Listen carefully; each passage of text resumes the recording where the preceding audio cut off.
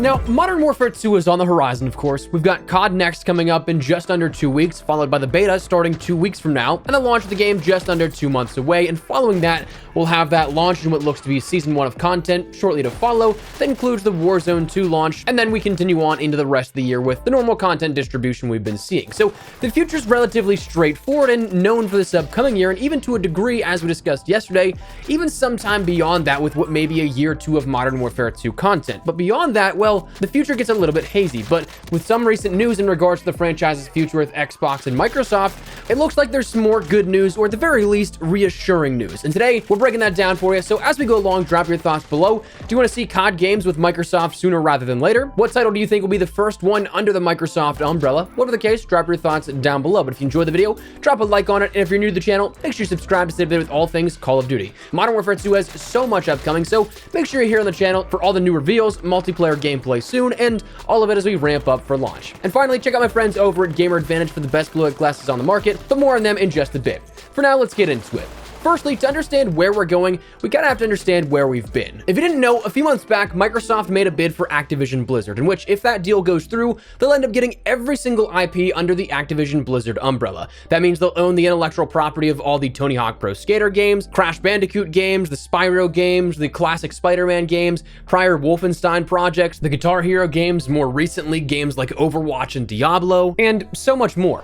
And I guess they'll also own this small indie startup project called Call of Duty. But in all actuality, if that does go through, they will own the entire Activision Blizzard catalog. Now, this deal isn't something they can go through overnight. In fact, it's probably not going to be finalized until sometime next year. There's a whole legal process behind it where global governments have to pass that request for the acquisition for a myriad number of reasons. A lot of those coming down to antitrust laws and making sure that Microsoft and Xbox aren't becoming monopolistic in the industry. But upon the announcement here of this, which kind of shocked the gaming world, there was a lot of questions for us Call of Duty fans that came out of that. Will Call of Duty go Xbox exclusive? Will PlayStation get the boot altogether and not have any access to the games? Who gets DLC and other bonuses early, if anyone at all? And a lot of those absolutely are big questions that have implications for us, the players, but some have recently been answered. One big question in regards to Call of Duty and the future under the Microsoft and Xbox umbrella would be if it would be on Game Pass, to which head of Xbox Phil Spencer recently confirmed this, saying that subscription services like Game Pass make gaming more affordable and help players from all over the world find their new favorite game. Game Pass empowers developers to bring more games to more players, not fewer, and we intend to make Activision Blizzard's much-loved library of games, including Overwatch, Diablo, and Call of Duty, available in Game Pass and to grow those gaming communities. So that's number one down. And the second question in regards to PlayStation was also answered a little bit later on in his statements by saying, in doing so, we will pursue a principled path. We've heard that this deal might take franchises like Call of Duty away from the places where people currently play them. That's why, as we've said before, we are committed to making the same version of Call of Duty available on PlayStation on the same day the game launches elsewhere. Now, earlier today, there was an update here to this where there was a report of what happened in January where it was mentioned that Phil Spencer and the Xbox team, as well as Microsoft, provided a signed agreement to Sony to guarantee Call of Duty on PlayStation with feature and content parity for at least several more years beyond the current Sony contract, an offer that they said goes well beyond typical gaming industry agreements. Now, that is something that when you look at it at face value at first glance, it might seem concerning, where they say that they want to keep it on PlayStation, but then also come back with for several years. But I think the big detail with that is the fact that they stated with feature and content parity, meaning they're not going to take anything away from PlayStation in features and content. So the way that I look at it, things like your content packs for Warzone, PlayStation exclusive, things like previously your Spec Ops Survival and your Onslaught modes from Modern Warfare 2019 and Black Ops Cold War, additional double XP weekends and things like that. That's the way that I interpret it. Maybe I'm a bit too optimistic, but again, right now, just too little information and only time will tell. So some pretty big updates here to that story of the acquisition. The COD is coming on Game Pass, that PlayStation will retain, of course, that entire gaming experience. For me, I never really expected them to take stuff off of PlayStation. I mean, it just kind of seems dumb in the business sense because you're losing out on all that revenue. The way that I look at it, it kind of seems like Microsoft just made a bid for all of this so that they can take advantage of all that absurd revenue generated every single year from the Call of Duty IP. plus of course everything else like Overwatch, Diablo, stuff that's still supported, plus all the legacy games as well. Now, as for the time frame on when this happens, that's the big question mark, because of course we do know Modern Warfare 2, Warzone 2 for the immediate future, and maybe a Modern Warfare 2 year 2 next year, but beyond that, we really don't know much of anything for the future of Call of Duty. So when would this even take place? It was reported that there were 3 titles left on the Sony and Activision exclusivity deal for Call of Duty. So pending when that deal goes through for the Microsoft acquisition, we could see some of those contracts upheld still for a little bit beyond whenever Microsoft owns Call of Duty, or we just have that transition where it expires and then Microsoft and Xbox take over. It's just really all when the timing breaks down for that. But the 3 titles is kind of hazy because that future is so uncertain. Initially, we know of 2 of those titles being covered under PlayStation exclusivity right now. Modern Warfare 2 on October 28th, and Warzone 2 rumored right now to launch on November 16th, that being the sort of rumored Season 1 timeframe for Modern Warfare 2. But that 3rd title is the big question mark, because many thought that initially it would be 2024 with Treyarch's next reported title, so meaning that Call of Duty games on Xbox wouldn't be available on Game Pass or anything beyond that until 2025 at the earliest, perhaps. But now with the reported mention of Activision saying that they have in their Q2 investor reports a premium title offered in 2023, though there's no details on that, no real rumors as to what that could be.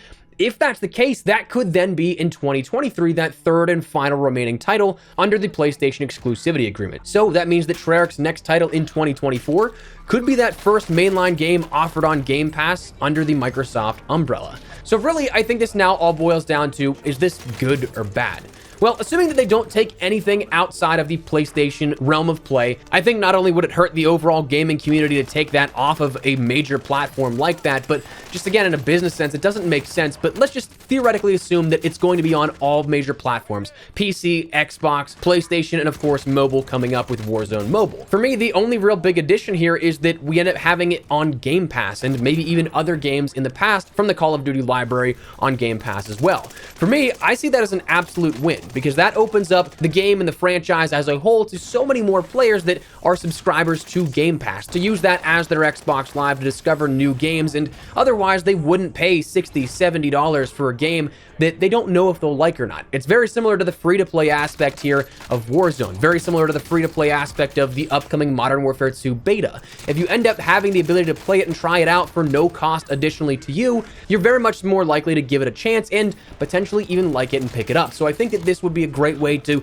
grow that community here that we have in Call of Duty a little further. And yes, sure, it kind of sucks that PlayStation will not have an equivalent here, or in the future won't be able to offer an equivalent because it'll be under Microsoft's ownership. I don't know that I necessarily see that as a bad thing by expanding that audience. And in a way, it might be a sort of middle ground for cheating. I mean, with a true free-to-play game, you can just get banned, create a new account like nothing, but with Game Pass being, what, like $15 or something like that, obviously it's not the full $60 to $70 price tag of a game, but that's still a lot of money that will add up over time if a cheater wants to create a new account over and over again. So that might even be a positive with that. But overall, if everything stays the same that we have right now, we can clean up some stuff to make the game a little bit more consumer friendly. We can end up seeing more inclusivity by allowing players on Game Pass to see the game and try it out without having to pay $60 to $70 for a game.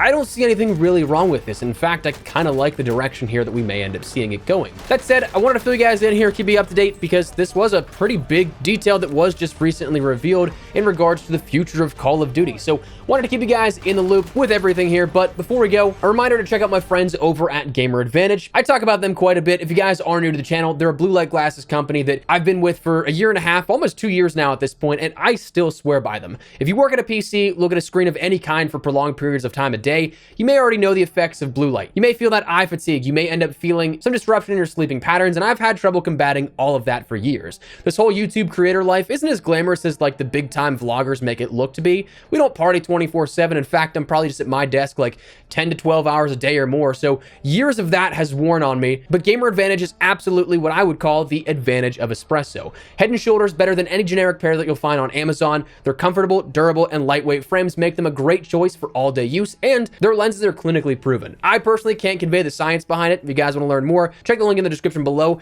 They do a great job of describing everything in depth, but I swear by these guys. If you guys want to learn more, head on over to the link in the description below, and if you want to pick anything up, use code Espresso at checkout for 10% off your entire order. I love my glasses. Hopefully you'll enjoy them if you give them a try as well. But for now, that's what we're going to call it. So let me know your thoughts down below. You like the sound of this? Call of Duty on Game Pass, PlayStation not going anywhere. Whatever the case, drop your thoughts below. But if you enjoyed the video, you found it at all insightful, do me a favor and drop a like on the video. And if you're new to the channel, make sure you guys subscribe so you don't miss a single thing regarding all things Modern Warfare 2. We've got so much stuff coming up, so make sure you're here for all of it. But for now, that's what we're going to call it. Thanks so much for watching. My name is Espresso. I'll see you guys later. Take care and peace.